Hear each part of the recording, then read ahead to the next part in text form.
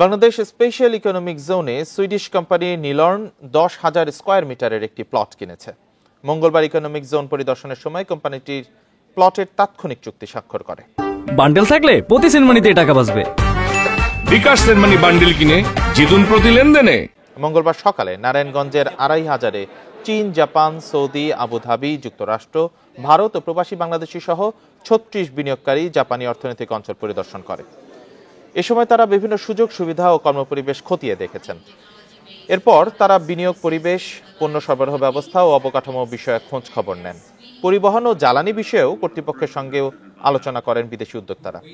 বিনিয়োগ সম্ভাবনা ও জুলাই বিপ্লব পরবর্তী অর্থনৈতিক সংস্কার তুলে ধরতে বাংলাদেশ উন্নয়ন কর্তৃপক্ষ বিডা আয়োজিত বিনিয়োগ সম্মেলনের অংশ হিসেবে বিদেশি বিনিয়োগকারীদের অর্থনৈতিক অঞ্চলটি পরিদর্শন করানো হয়।